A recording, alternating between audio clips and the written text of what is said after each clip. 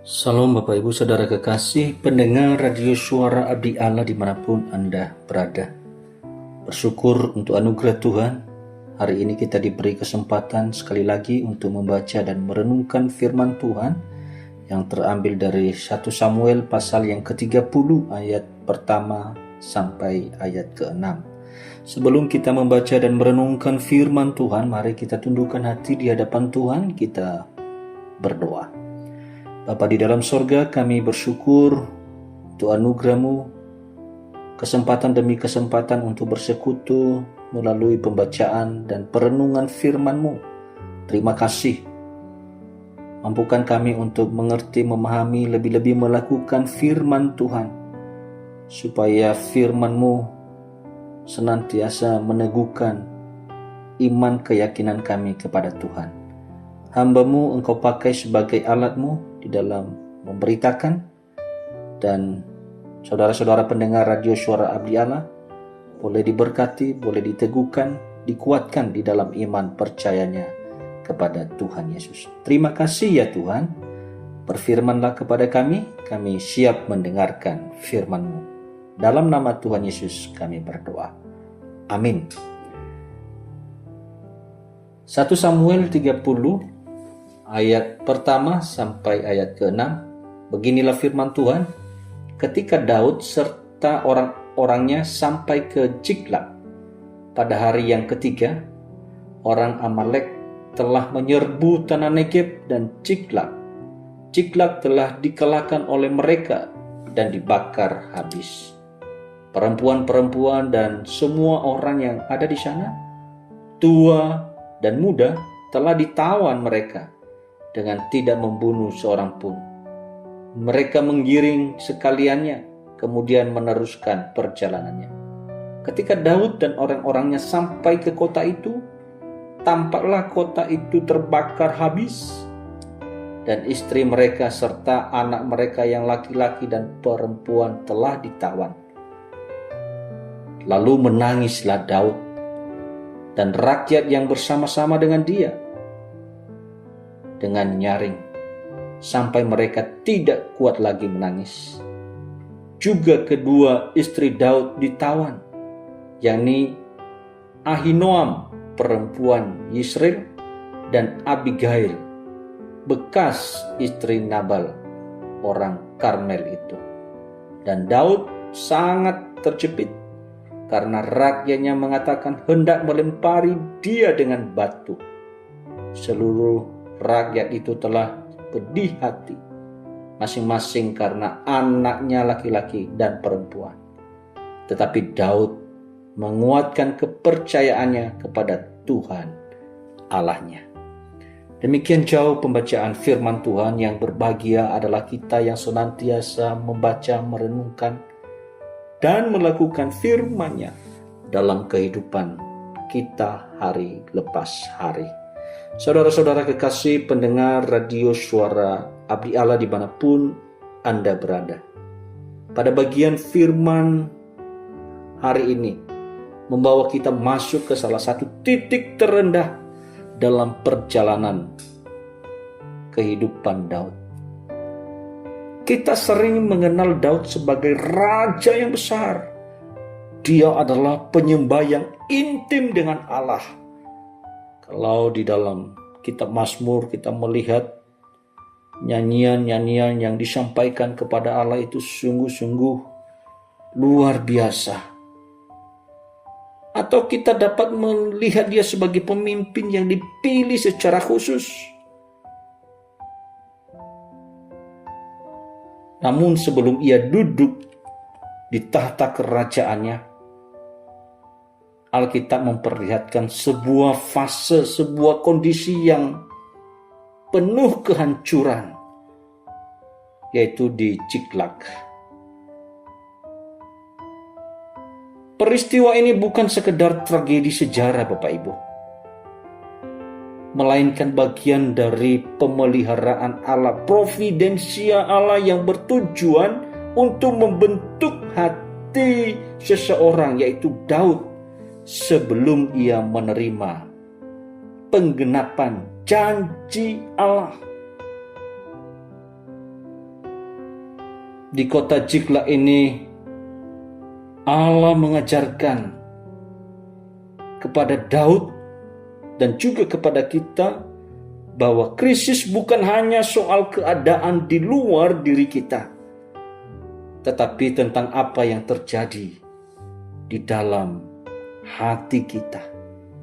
Ketika segala sesuatu runtuh, barulah terlihat apakah iman, kepercayaan, keyakinan kita tetap kokoh atau hanya bergantung pada kenyamanan sementara. Mari kita melihat realitas yang ada di dalam 1 Samuel pasal ke-30 ayat 1 sampai ke-6 ini. Sangat jelas bahwa kota Ziklag terbakar. Kota Ziklag terbakar habis. Yaitu di dalam ayat yang pertama. Ketika Daud serta orang-orangnya sampai ke Ziklag pada hari yang ketiga, orang Amalek telah menyerbu tanah Negeb dan Ziklag. Ziklag telah dikalahkan oleh mereka dan dibakar habis. Ini realitas kehancuran.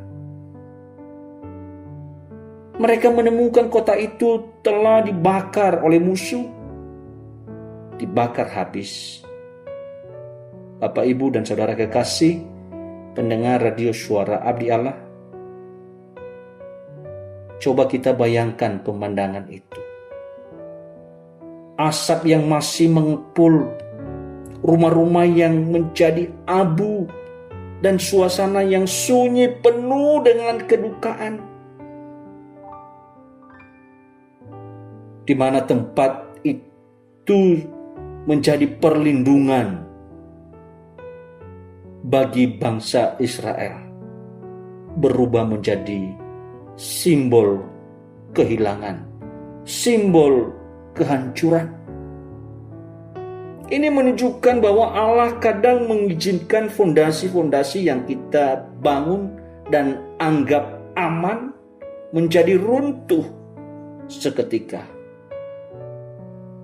Mungkin dalam kehidupan modern abad ke-31 ini, Ziklag bisa berupa pekerjaan yang kita miliki dan langsung hancur, hilang. Pelayanan yang bisa terguncang, reputasi yang hancur, atau rencana yang gagal total.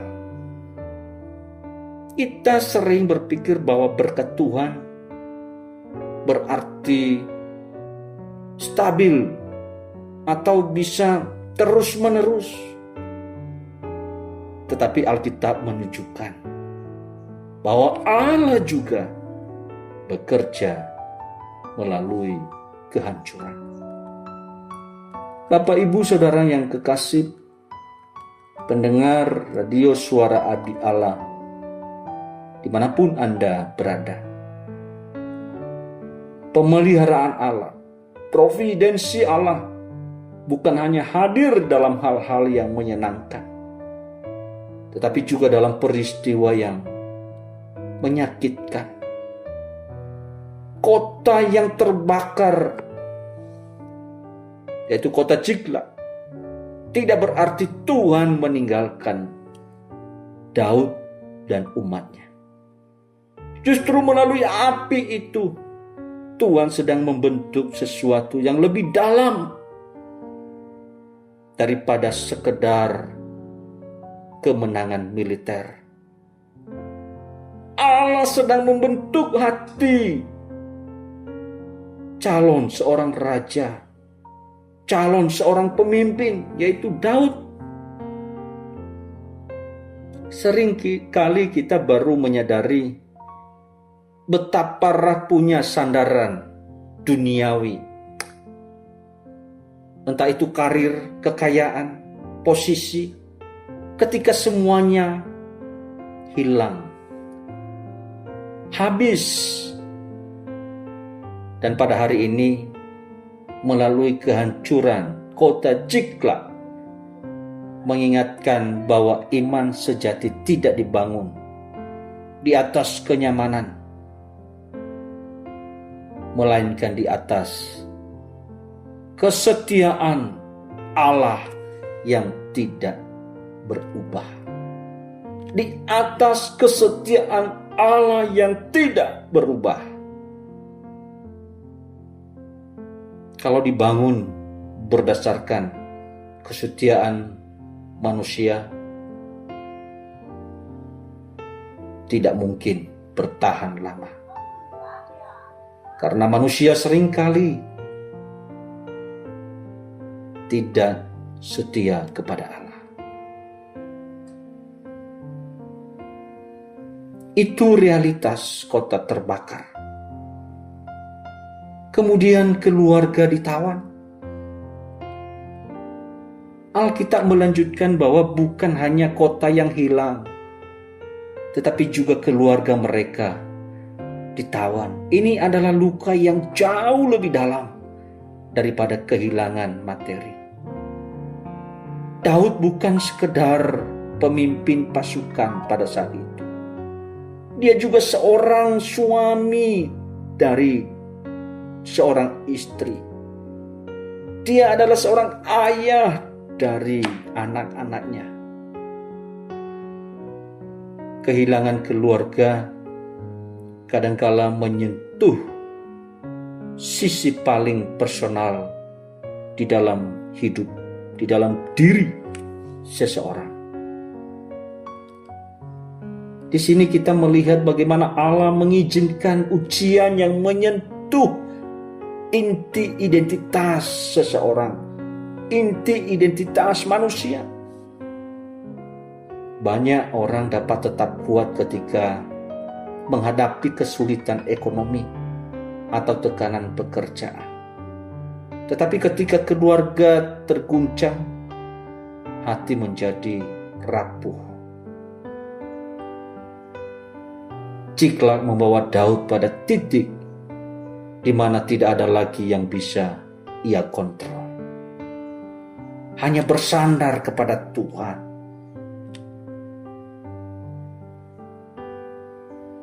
Dalam proses pengudusan kita, Allah terus bekerja setiap saat, setiap waktu. Dan Allah sering memakai situasi yang paling dekat dengan hati kita untuk mengajar kita berserah sepenuhnya kepadanya. Bukan karena Tuhan kejam,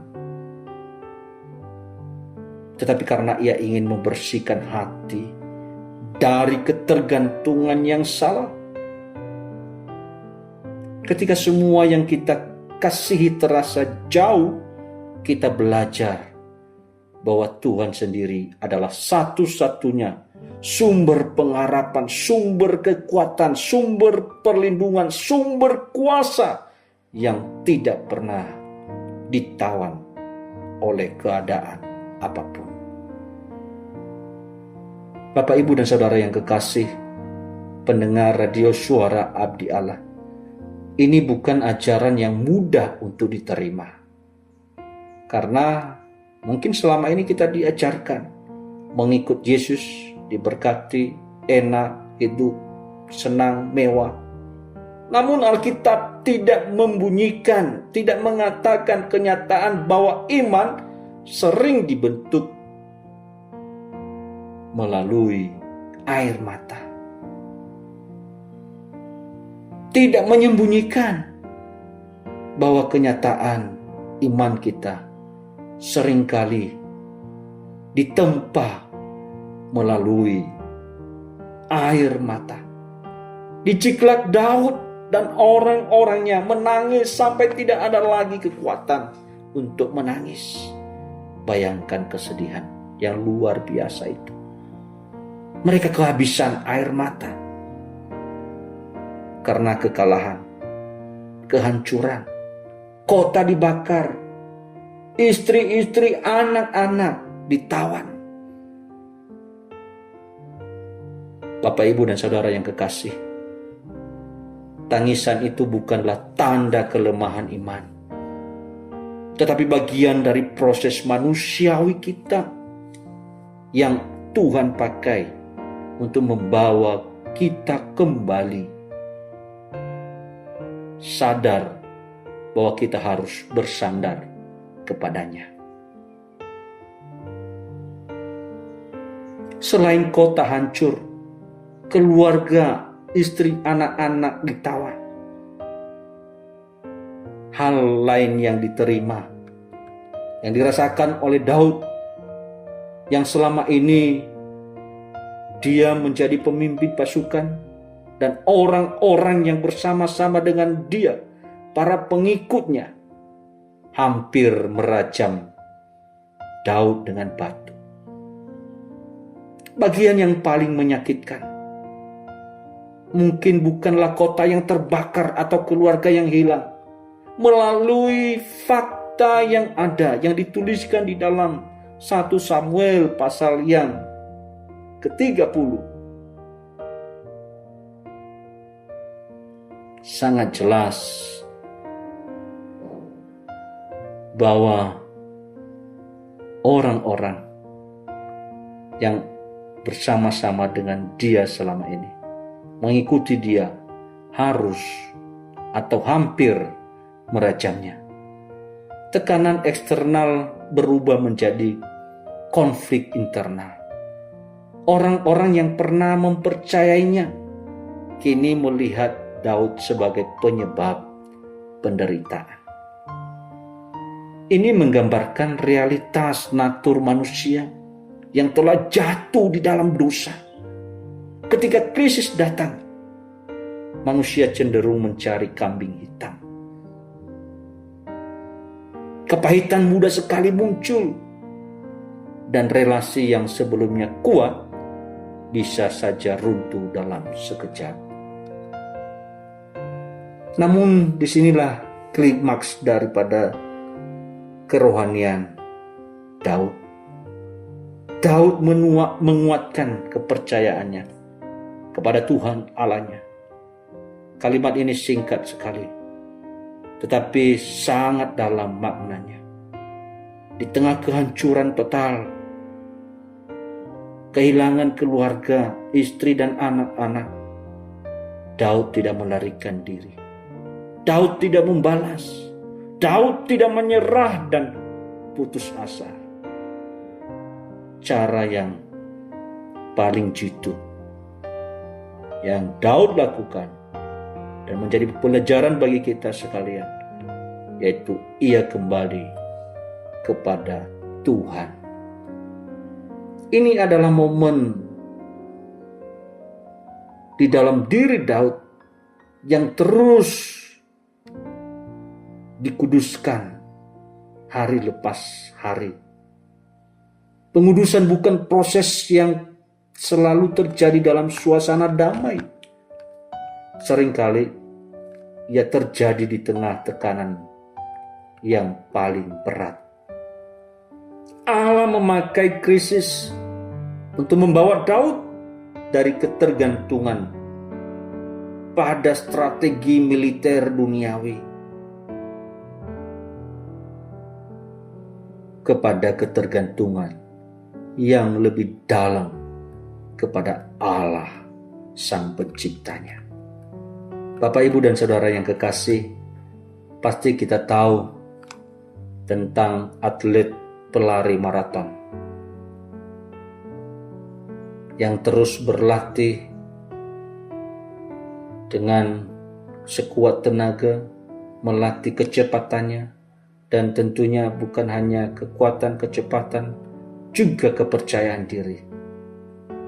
Namun ketika pada suatu perlombaan, seorang pelari ini diperhadapkan dengan rute yang cukup berat, yang selama ini dia berlatih di rute yang datar saja, tapi pada perlombaan nasional atau internasional dia diperhadapkan dengan rute yang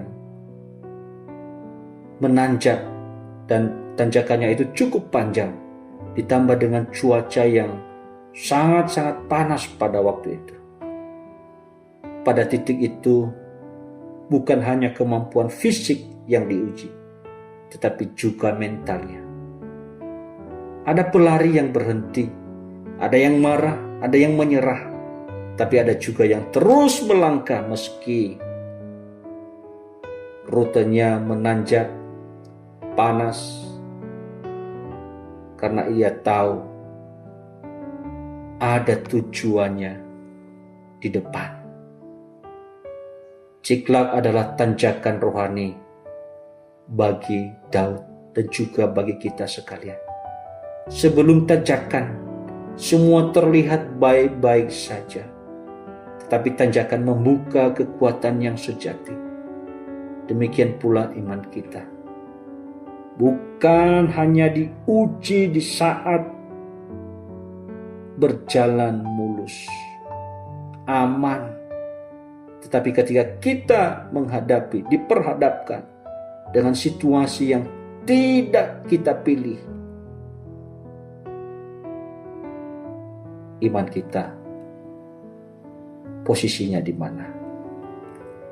Salah satu perjalanan terbesar dari Ciklag adalah bahwa krisis tidak menciptakan hati yang baru. Krisis hanya menyikapkan hati yang sebenarnya. Orang-orang Daud menunjukkan kepahitan, ingin merajam, ini membunuh. Namun Daud menunjukkan arah hatinya dengan kembali kepada Tuhan. Ini mengingatkan kita bahwa setiap orang memiliki respon yang berbeda terhadap kondisi, situasi yang tidak nyaman, situasi penderitaan, situasi yang pahit.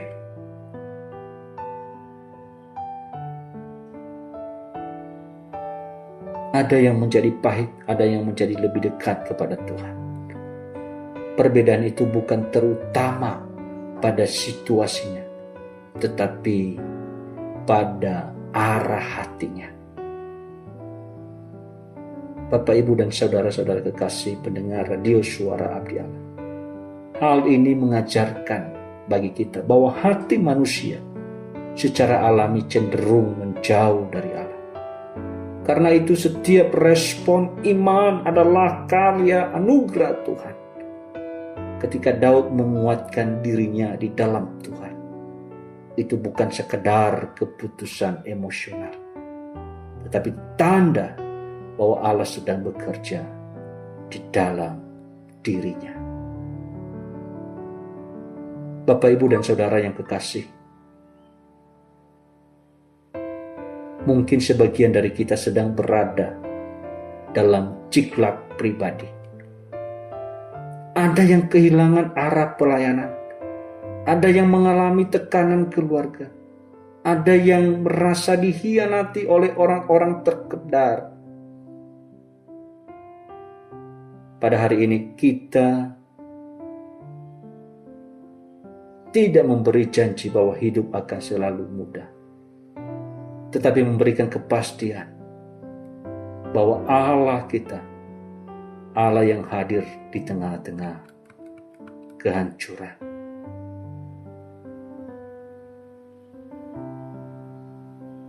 Yang menjadi pertanyaannya, mengapa ini terjadi? Ketika segala sesuatu runtuh, kita diundang untuk melakukan apa yang dilakukan Daud. Menguatkan diri di dalam Tuhan. Ini berarti kembali kepada firman-Nya, bersandar kepada janji Allah, dan percaya yakin bahwa bukan di tengah kehancuran, Allah tetap memegang kendali. Ciklag bukan akhir dari cerita. Dari tempat kehancuran inilah sang raja, yaitu Daud, mempersiapkan untuk melangkah menuju Hebron. Tempat di mana ia akhirnya diurapi menjadi Raja Yehuda. Ia menunjukkan pola ilahi yang konsisten dalam Alkitab. penderitaan seringkali mendahului penggenapan janji Allah. Ini sangat penting untuk diingat bahwa tujuan utama bukanlah tahta, melainkan hati yang siap memikul tanggung jawab di hadapan Tuhan. Allah lebih tertarik membentuk karakter kita daripada memberikan posisi. Saudara-saudara kekasih, krisis Ciklak mengajarkan bahwa Allah sering bekerja melalui situasi yang tidak kita inginkan untuk membentuk kita menjadi pribadi yang lebih serupa dengan karakternya, kehendaknya. Kota yang terbakar, keluarga yang ditawan, relasi yang retak bukanlah akhir dari cerita, tetapi bagian dari proses pembentukan. Krisis membuka keadaan hati kita yang menunjukkan di dalam kita benar-benar berdiri. Apakah kita akan dipenuhi kepahitan seperti orang banyak, atau kita akan memilih jalan Daud, menguatkan diri di dalam Tuhan. Kiranya ketika kita menghadapi Ciklak dalam kehidupan kita, kita tidak hanya melihat kehancuran, tetapi juga melihat tangan Allah yang sedang berkarya bekerja. Karena pada akhirnya Tuhan tidak membawa Daud langsung ke Hebron, tapi Allah terlebih dahulu membawanya ke Ciklak, supaya hati seseorang dapat dibentuk sebelum mahkota kerajaan dianugerahkan kepadanya. Tuhan Yesus memberkati.